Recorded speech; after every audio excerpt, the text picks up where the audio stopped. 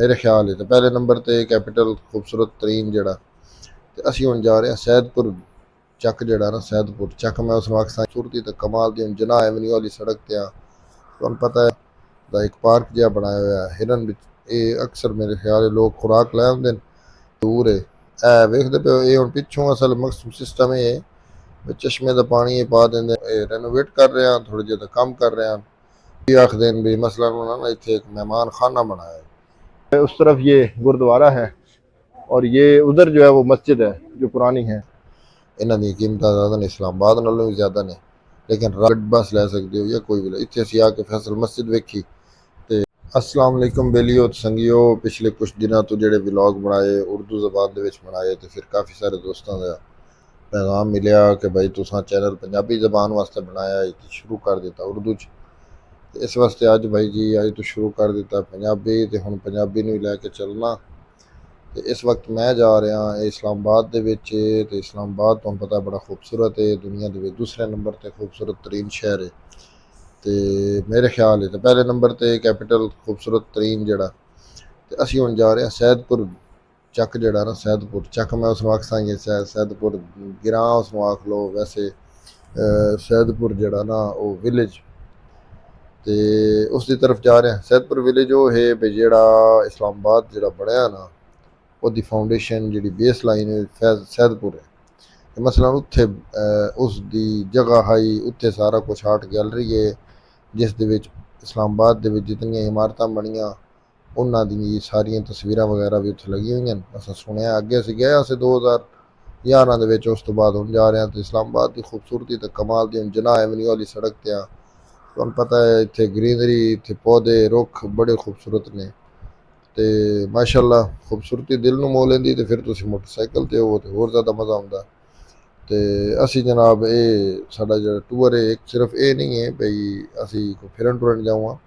बल्कि तुहानूं पहले भी दस्सिया वीडियो दे विच भई असी जा रहे हैं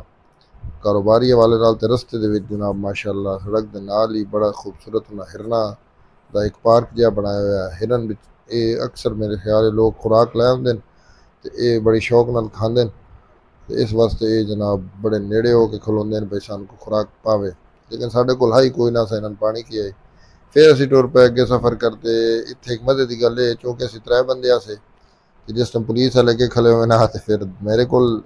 लाइसेंस आई दुए को आई कोई ना मैं मोटरसाइकिल उस जगह तो अगे लैके जाता पाकिस्तान जुगाड़ लाते तो बाकी दोस्त पिछू आ जाते हैं हुण असीं जनाब इत्थे पहुँच चुके हैं सैदपुर जिहड़ा ਚੱਕ के विलेज है उस विच ते हुण तां बिल्कुल बदल चुकिया बड़ा माहौल नवा हो चुका इत्थे खलो के जनाब गल्लां कीतियां 2-4 अक्सर चूँकि उर्दू चान तो असां हुण उर्दू जिहड़ी है उसनूं छोड़ दिता इस चैनल दे उत्ते ते सारियां गल्लां करांगे पंजाबी दे विच ते इह जिहड़ा चश्मा जिहड़ा तुसीं पिछे वेख रहे हो ना इह उत्ते पहाड़ियां दे विच बहुत खूबसूरत चश्मा है उत्थों पानी वैसे निकल के आ रहा लेकिन मज़े की गल है मैं तुहानूं दस्सां अफसोस की गल है भाई ये चूँकि इतनी ज़्यादा कंस्ट्रक्शन हो चुकी किसी टाइम दे विच ना इस चश्मे का पानी बड़ा खुला हाई इस दे विच चारपाइयां पईयां होंदियां लोग आउंदे हैं मज़े करते हैं इंजॉय करते हैं तो हुण जिहड़ा इसनूं तंग कर दिता गया तो हुण तो इस दे विच सारा गटर वाला पानी भी शामिल कर दिता गया सफाई जिहड़ी है जिवें साडे कोल दूईआं जगह ते कोई नहीं इत्थे भी कोई नहीं बेलियों असीं थोड़ी देर तक खलोते हैं फिर अस आख्या बिच उत्ता वेखिए तो सही उत्ता जाके चश्मा वगैरह तो जिस तरह जंग वाले बंदे नहीं आखते नाल ही है इस तरह ये भी इंज ही है लेकिन चश्मा बड़ा दूर है वेखते पे ये हुण पिछों असल मकसद सिस्टम ये है चश्मे का पानी पा देंगे ने सीवरेज लाइनां दे विच ते वो फिर जिहड़ा इत्थों पानी निकल रहा ये उस सीवरेज वाली लाइनां जिहड़ियां इत्थों पानी निकल रहा इंज समझींदा जिवें इत्थों चश्मा निकल रहा लेकिन इत्थे चश्मा वगैरह कोई नहीं तो अफसोस है सारा इन्हां चश्मे नूं ना गटर दे विच बदल के रख दिता मैनू इन्हां बच्चों ने दस्सिया जी कि ये जिहड़ा चश्मा ना चूँकि इसदा उत्तों बड़ा आ रहा पहाड़ी दी चोटी तो उत्थे तुसीं जाओ मैं आख्या जी टाइम कोई नहीं हुण इस टाइम सूरज गरूब हो रहा लै रहा तो इस वास्ते मैं आख्या दे लांदे तो पहले असीं इत्थों निकलीए इस वास्ते इत्थों ही असीं जनाब चश्मे नूं अल्लाह हाफिज़ कीता ते ए नाल हुण आ गए असीं ये वैसे इनूं आखदे ने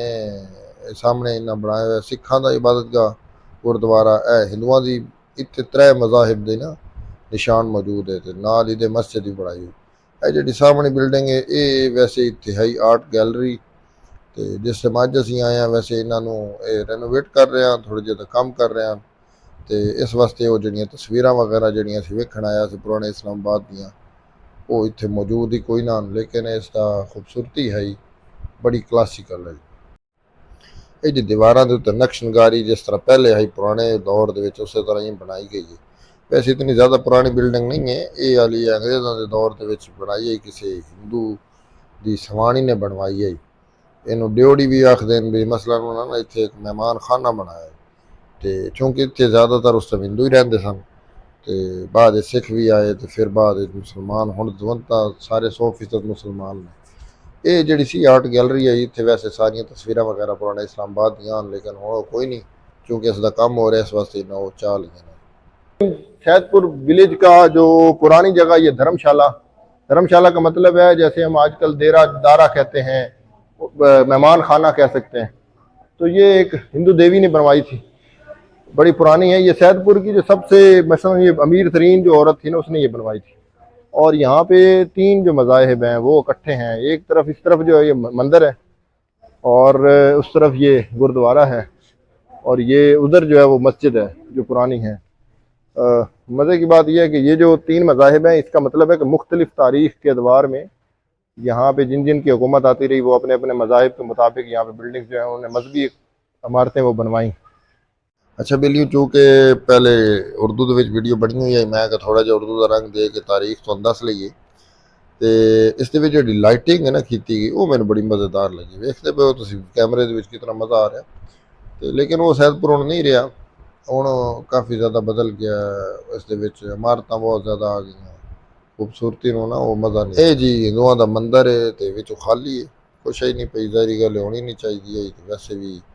लोग बेहरमती भी करते हैं, हर किसी के मज़ाहिब की कदर करनी चाहिए। तो इस दे विच कोई नहीं। तो बाकी सिखां वाला तो वैसे ही बंद है पक्का ही गुरुद्वारा। तो इत्थे आ गया जी, इस दे नाल हुण है बड़ा खूबसूरत जो एक होटल है, उत्थे चलते हैं तो तुहानूं विखाने सैदपुर का इकलौता होटल है जिथे बहुत क्लासीकल है, बड़ा सोहना होटल है, उस दे विच चलते हैं। ਇਹ ਜੀ ਇਸ ਹੋਟਲ ਦਾ ਨਾਮ ਦੇਸ਼ ਪ੍ਰਦੇਸ਼ ਹੋਟਲ ਹੈ। ਤੇ ਤੁਹਾਨੂੰ ਸੈਦਪੁਰ ਦੇ ਬਾਰੇ ਥੋੜਾ ਜਿਹਾ ਦੱਸਾਂ, ਇਸਲਾਮਾਬਾਦ ਦੇ ਬਾਰੇ, ਕਿਉਂਕਿ ਜਿਹੜਾ ਸੀ ਨਾ ਸਦਰ ਅਯੂਬ ਖਾਨ, ਇਹ ਇਸੇ ਜਗ੍ਹਾ ਦਾ ਰਹਿਣ ਵਾਲਾ ਸੀ, ਮਸਲਨ ਇਸੇ ਇਲਾਕੇ ਦਾ ਸੀ। ਮੈਂ ਉਹਨੂੰ ਸੈਦਪੁਰ ਦਾ ਨਹੀਂ ਆਖ ਸਕਦਾ। ਤੇ ਕਰਾਚੀ ਪਹਿਲੇ ਚੂँਕਿ ਪਾਕਿਸਤਾਨ ਦਾ ਦਾਰੁਲ ਖਿਲਾਫਾ ਆਈ, ਤੇ ਫਿਰ ਉਸਨੇ ਇਹ ਸੋਚਿਆ ਬਈ ਇਸਲਾਮਾਬਾਦ ਨੂੰ ਜਿਹੜਾ ਨਾ ਉਹ ਬਣਾਇਆ ਜਾਵੇ ਦਾਰੁਲ ਖਿਲਾਫਾ। ਇਹ ਖੂਬਸੂਰਤੀ ਦੀ ਵਜ੍ਹਾ ਤੋਂ ਵੀ, ਇੱਕ ਇਸ ਦੀ ਹਿਫਾਜ਼ਤ ਦੀ ਵਜ੍ਹਾ ਤੋਂ ਵੀ,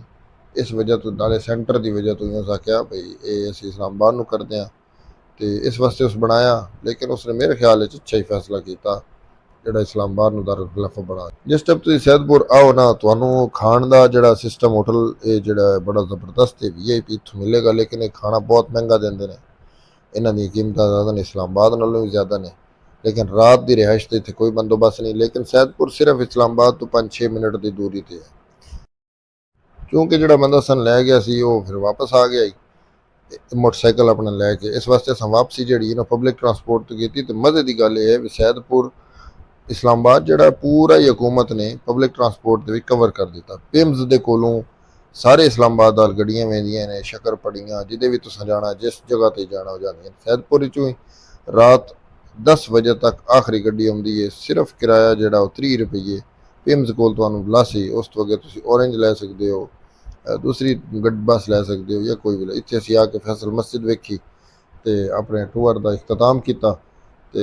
असीं फिर जनाब उत्थे पिम्स कोल ही लथे, उत्थे उस स्टेशन ते उस तो अगे फिर असीं होटल दे विच चले गए जिथे असां रात रहनी सी। ते ये साडा सैदपुर दा टूर सी। उम्मीद करदे हां तुहानूं पसंद आसी। मजीद तुसीं अगर कोई कमेंट्स करके सानूं दस दिओ ते सानूं की करना चाहिदा। बहुत मेहरबानी। अल्लाह।